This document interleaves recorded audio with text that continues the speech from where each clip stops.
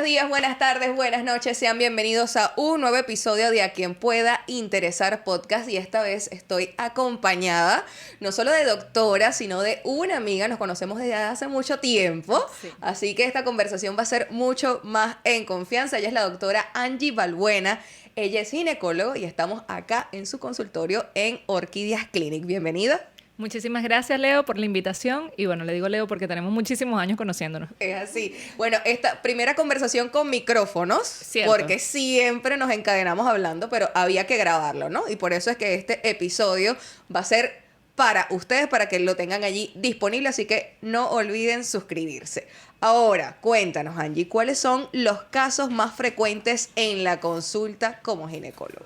Bueno, los casos más frecuentes en la consulta son casos de enfermedades de transmisión sexual, lamentablemente, y igual que las infecciones vaginales. Okay. Esos son como los casos más frecuentes de mi consulta. Ok, y de esas infecciones de transmisión sexual, ¿cuáles son las más comunes, las que más ven?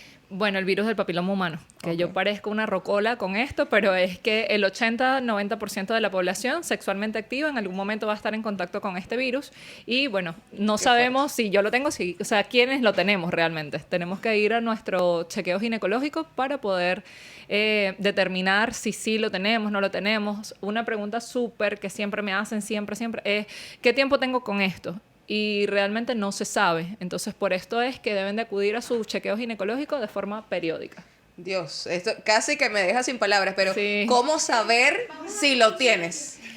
Bueno, eso para ir... La gente anotándose consulta con Angie. Mira, para saber si tenemos el virus del papiloma humano, una de las pruebas que podemos hacernos después de tener 25 años o a partir de los 25 años, es una genotipificación de BPH, que viene siendo una prueba de ADN que literalmente es tipo película. Con un hisopo tomamos la muestra. En nuestro caso hay laboratorios que lo están realizando aquí. A mí me gusta irme hacia la capital y envío las muestras hacia allá y en un mes te envían el resultado.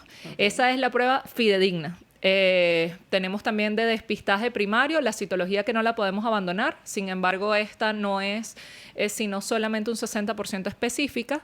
Okay. Eso es importante que lo sepan. El hecho de que la citología te salga bien no significa que no lo tengas. Imagínate. Aparte de eso, habría que complementar con lo que es una colposcopia. De hecho, la mayoría de las pacientes requieren la realización de una colposcopia, que no es más que evaluar el cuello con diferentes medicamentos. Se ven unas coloraciones y de allí determinamos si hay una lesión o no. ¿Y en cuánto tiempo está ese resultado? El de las colposcopias es inmediato, eso se ve inmediatamente. La cosa es que por lo menos hay muchas cosas que están en torno a la evaluación ginecológica que afectan un resultado, como por ejemplo, la paciente debe acudir después de su periodo menstrual, debe evitar las relaciones sexuales por lo menos 3 días antes, no pueden colocarse ningún tipo de ducha, ningún tipo de tratamiento para acudir a la consulta. Pues todo eso afecta el resultado. Todo eso va a afectar el resultado, además de que si tú tienes, yo siempre les explico esto, si tú tienes un proceso infeccioso o una vaginosis bacteriana o una micosis, tienes un flujo vaginal anormal. Esto es como cuando uno se corta, que uno se corta y se les pone rojito. Bueno, algo similar ocurre en el cuello. Eso se afecta y se pone rojo. Ocurre un proceso inflamatorio, okay, que es completamente normal.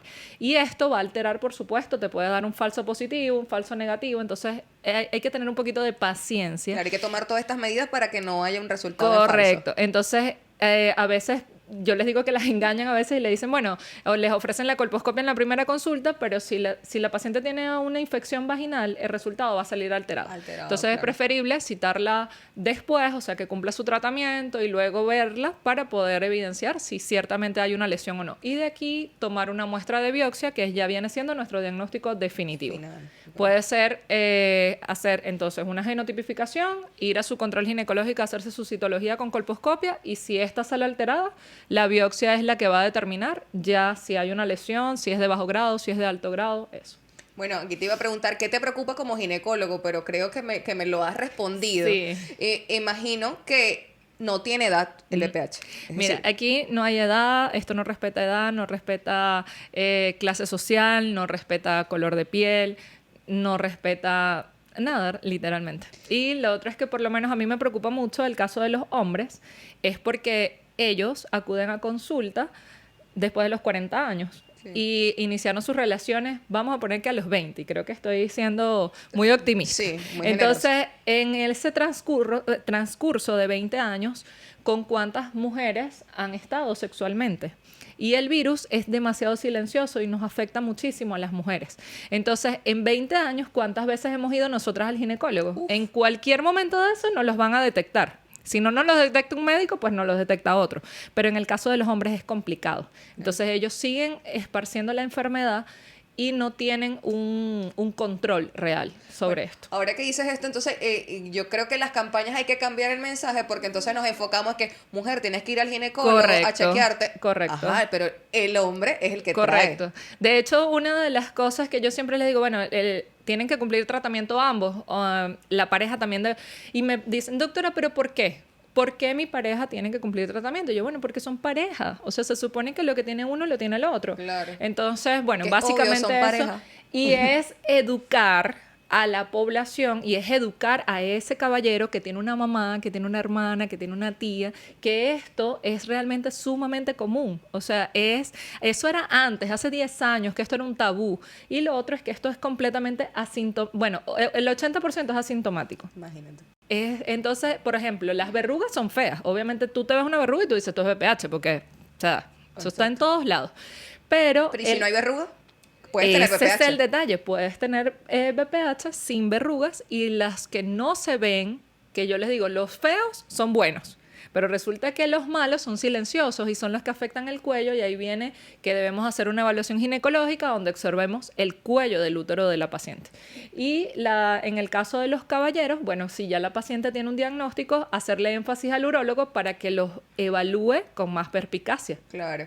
Ahora, ¿cuáles son esos síntomas, esas señales o signos de alarma que debe sentir la paciente para decir, mira, tengo que ir a consulta? Además de que debes ir con frecuencia al ginecólogo, ¿no? Pero puede estar pasando algo raro. Claro, los dolores pélvicos que están fuera de la menstruación, esos dolores que te dan que no están relacionados directamente con tu menstruación, que tengas un sangrado poscoital después de tener relaciones o sangrados que estén fuera también de la menstruación. Estos son como los principales signos, además de que la paciente presente infecciones vaginales a repetición, aparte de ya cambiar los hábitos de vida, porque ahí hay muchos...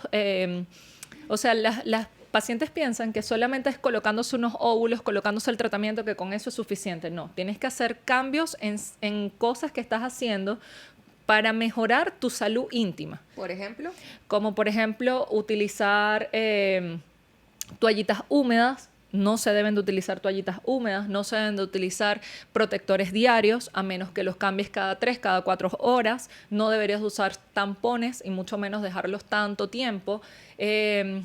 Esas son cosas principales. Por ejemplo. Las copas menstruales sí, están Ok. recomendadas, sí, sobre todo pacientes que tengan dermatitis de contacto. Las pacientes sufren mucho con las toallas sanitarias y esto es excelente. La solución para ellas es utilizar una copa menstrual. Siempre explicándoles su higiene y cómo lo deben de utilizar es maravilloso. Otra cosa importante, el secado. Yo siempre, y voy a aprovechar este momento, es de adelante para atrás, nunca de atrás para adelante o a toquecitos. Hay un espacio que es el ni es para allá ni es para acá. Okay. Ese espacio tiene bacterias que son anales. Okay. Y esas bacterias, tú sin querer, cuando te limpias y te las pasas para arriba, obviamente estás haciendo un cambio. Un paso, claro. Estás haciendo un paso sin querer y por eso es que también se recomienda evitar el uso de los hilos y utilizar blumas de tipo algodón. Que eso son un montón de recomendaciones. Sí, pero esos pequeños tips son cosas importantes que debemos de conocer y que debemos de manejar. El uso de las duchas vaginales eso ya no se utiliza. Entonces seguimos en la época de las abuelitas y yo les digo, pero es que ahorita nos podemos comunicar a nivel mundial de forma inmediata. Tú puedes hacer un live, puedes hacer una videollamada. Así ha ido la ciencia avanzando. Entonces no podemos seguir con la matica, con la tuatúa, sí, la sábila, el no sé qué, el bicarbonato. O sea, ya todo eso está en una pastilla, está en un óvulo, que por cierto, los óvulos son antibióticos. Okay. Y la gente hace mal uso también de los óvulos. La gente, no, yo voy a buscar la receta que me mandó la doctora, en aquel momento yo tenía este flujo. Los flujos son totalmente distintos, dependen mucho de... O sea, son para cada caso. Son para cada caso y para eso tienen una variedad de de opciones, pero estos son antibióticos. Entonces, cuando hacemos mal uso de los antibióticos, también creamos resistencia en las bacterias que viven allí, que ellas están ahí y cuando las vamos... el problema está en el desequilibrio, cuando ellas se vuelven locas y aumentan. Ah, claro. Ese es el problema, que es como la cándida, pues. Por ejemplo, cuando, por ejemplo, hay una sección que tienes en tus redes sociales y me recuerda a esto que estás comentando, que se llama ¿Cómo es posible este suceso?, ¿no? Sí, sí. Que son estas cosas que pasan con los pacientes. Algo que recuerdas específicamente, lo digo por lo que acabas de comentar de gente que está haciendo tratamientos que ya no se estilan para la época, pero ¿qué otra cosita hay por allí que dices, por favor? Mire, ahorita hice algo porque siempre me dice, en el último de cómo ocurrió este suceso, se los voy a dar aquí de adelanto, es estaba embarazada y no lo sabía. O voy a la consulta con el ginecólogo y tengo dos semanas de retraso, pero cuando voy al ginecólogo resulta que tengo 6 semanas. Okay. ¿Cómo ocurrió este suceso? Y bueno, es porque realmente hay cosas que ocurren antes de que de verdad veamos o sea, ¿qué les quiero decir con esto? La fecundación ocurre 15 días después de que inicia el proceso de menstruación. Pero allí la ovulación y la fecundación van de la mano. Pero estamos hablando de que la fecha de última regla es un registro universal. O sea, a donde tú vayas, te van a preguntar tu fecha de última regla. Porque yo no sé qué día tú estás ovulando, pero resulta que todo ese proceso empieza desde allí. Entonces, cuando vas al ginecólogo y te dicen, doctora, pero es que yo tengo 2 semanas de retraso, bueno, realmente lo que tienes es 6 semanas, es porque ya eso transcurrió antes. Y ahí nació. La gente, no, yo tengo 2 semanas, no, y se vienen con la pareja y se agarran a puño ahí, entonces en la consulta, y doctora, pero ¿cómo es posible? Pero ajá, dígame, sacan esas cuentas. Es complicado, o sea, yo, Dios mío, me pero da mucha risa estos contenidos. Sí. De verdad que a veces eso es lo de ahorita, porque nosotros en medicina tenemos una ley, que no sé por qué ocurre, pero es así.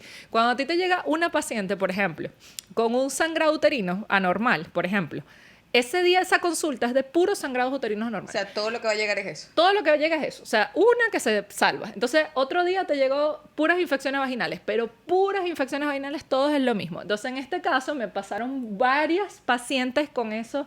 Con ese mismo pelón. Con ese mismo pelón. Y yo, pero señores, para eso hay una variedad de métodos anticonceptivos. Tengan una sexualidad responsable. Cuídense. Si usted no se está cuidando, usted tiene riesgo de salir embarazada. Sí, que por cierto, ya vamos a hablar de los anticonceptivos, pero antes de entrar a eso, hay unos contenidos de este tipo que me dan mucha risa. Por ejemplo, la otra vez vi uno que decía, aquí bailando con mi quiste, con mi té de cobre y tal, y entonces están cargando, ya el bebé tiene 3 meses. No, y el fulano cólico, doctora, pero es que tengo demasiado... doctora, el fulano cólico, o sí, doctora, tengo estreñimiento, tengo esto, y cuando ves...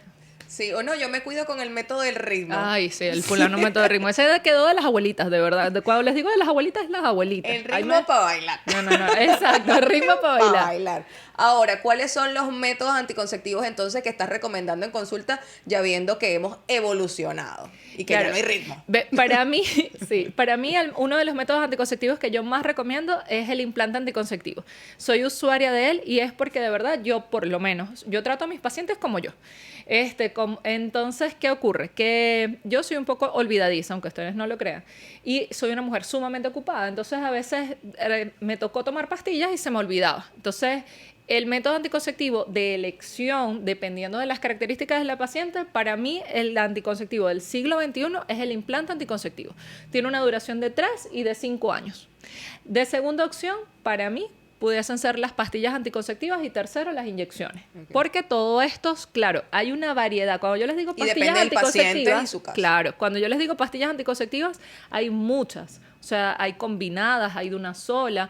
O sea, hay una variedad que por eso necesito, por favor, que vayan a su médico de confianza para que les haga un chequeo ginecológico y la misma pastilla que te sirve a ti no me sirve a mí. Importante. Eso es súper importante. Entonces después, ay, es que la vecina se tomó la pastilla y la engordó. O ay, la vecina salió embarazada tomándose las pastillas. Y es que hay muchas cosas también, o sea, tienen que ir para informarse cómo las deben de tomar.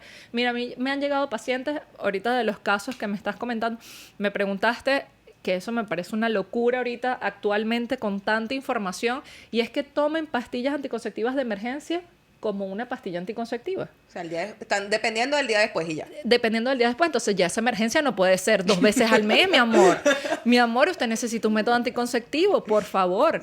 No puede estar usando 2, 3 veces una pastilla de emergencia. Una emergencia 3 veces a la semana. 3 veces a la semana, 3 veces al mes. No, eso no puede ser. Entonces, estos son métodos anticonceptivos. Genera consecuencias en el cuerpo. Que generan muchísimas consecuencias en nuestro organismo. Muchísimo. Ahora que hablamos de los anticonceptivos y de la importancia de ir al ginecólogo, ¿cuál es la edad? Esto es muy importante. De la primera vez de llevar a una niña o una chama al ginecólogo y hablarle de métodos anticonceptivos, porque esto muchas veces sigue siendo tabú en la familia venezolana. Bueno, eso es un poco controversial, realmente. Pero yo siempre les digo, o la orientación que les doy, es que deben de llevar a su hijo al ginecólogo en su primera menstruación. Y antes, si así su pediatra lo sugiere porque tenga algún tipo de infección vaginal o porque tenga algún tipo de dolor pélvico, antes de eso. Ya después, cuando la primera consulta debería ser después de la primera menarquia, que es la primera menstruación, para nosotros orientar a la paciente sobre sus cuidados personales y hacer este primer chequeo que lo vamos a tener de referencia. Y luego, dependiendo si no pueden, porque a veces a los padres se les hace muy difícil hablar de lo que son los métodos anticonceptivos y cómo abordar estos temas, entonces ir a una orientación. Ya eso va a depender muchísimo de la familia. Claro. Yo he tenido pacientes muy jóvenes que la gente dice, pero ¿cómo le vas a poner un implante anticonceptivo a esa paciente? Porque es que va a llegar con una barriga dentro de unos meses. Entonces, la forma de tú ayudar a nuestra sociedad es orientando y es cuidando a nuestra población joven, que es una población que está vulnerable ante las redes sociales, ante la sociedad, ante sus hormonas. Entonces es preferible darles una buena orientación y un método anticonceptivo inicial que les va a permitir cuidarse y que les va a permitir ser responsables de su sexualidad y tener una mejor sociedad, donde podamos abordar temas como estos. Totalmente, que deje de ser tabú. Ahora, ¿para qué más se recomiendan los anticonceptivos? Porque como ginecóloga nos puedes explicar que no solamente es como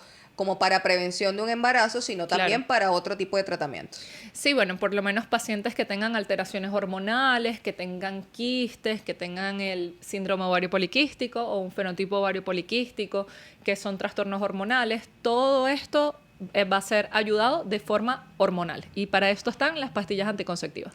Perfecto. Ahora, importante, porque muchos van a estar viendo esto y dicen, bueno, tengo tiempo sin el ginecólogo, pero como a mí no me duele nada, yo no tengo que ir. Tenemos que ir con cuánta frecuencia y además cuando sintamos qué. O sea, ¿cuáles son esos dos factores? Mira, la recomendación es que uno acuda a su ginecólogo cada 1 año, o sea, anualmente, o cada 6 meses, dependiendo de la orientación de su médico. Adicionalmente, puedes acudir a consultas si tienes un sangrado fuera de tu periodo, si tienes dolores pélvicos de fuera intensidad, si la menstruación duele mucho porque no podemos normalizar el dolor. Eso es súper importante. Si estamos teniendo aumento de peso, brotes de acné, todo esto puede ser alguna alteración hormonal que estés presentando y que tu médico va a poder diagnosticar a la evaluación ginecológica. Perfecto. Bueno, ya para ir cerrando, una amiga me dijo, pregúntale a la doctora cuando la vayas a entrevistar qué símbolos me deben alertar de que ya soy paciente menopáusica o premenopáusica. Bueno. Que sintamos que, yo siento que eso no va a sucederme, pero no va a suceder. Bueno, hay cosas, yo siempre las oriento en la consulta porque hay cosas que nosotros debemos de conocer.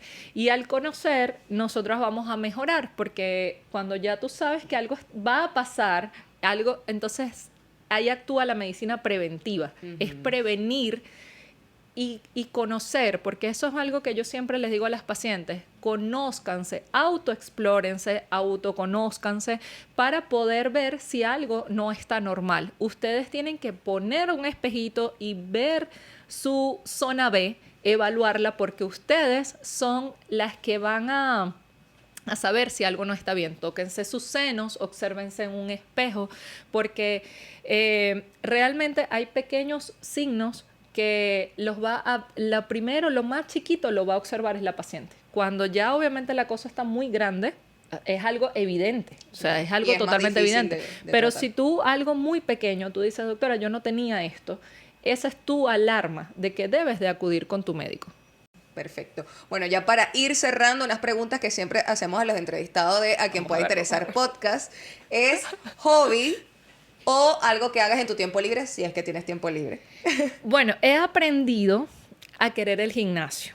No sé si es un hobby o en qué se ha convertido, pero me ha ayudado Un a... espacio. Sí, es un pequeño espacio donde he podido drenar y encontrar algo que Y ver había a gente dentro de mí. vestida. Sí, exacto. Algo que he encontrado que ha sido sanador para mí. Entonces, me gusta ir, de verdad, lo estoy disfrutando. A drenar. Sí, me gusta ir a drenar para allá, realmente. Buenísimo. ¿Música favorita, cantante o un género musical que escuchas Bueno, mucho?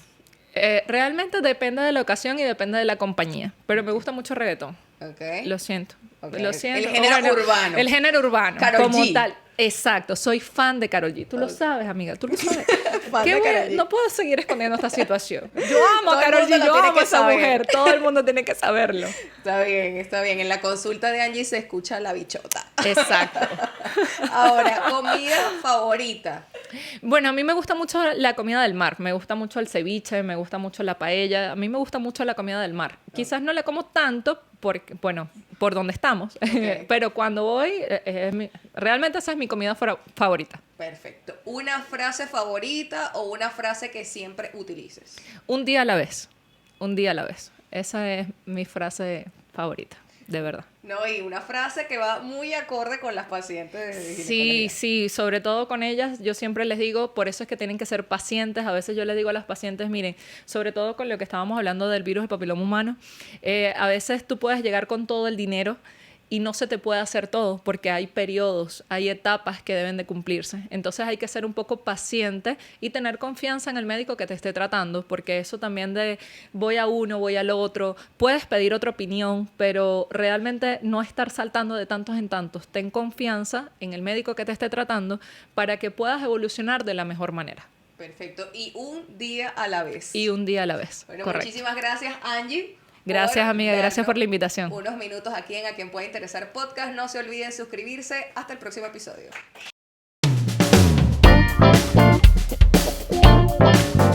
A quien puede interesar fue presentado por Orquídeas Clinic, Doctora Angie Balbuena, Ginecobstetra, Grupo Index, Seth Bay, VIP Salón Creativo, Kelvin Hernández, diseñador gráfico, Toma 58, Iván Romero,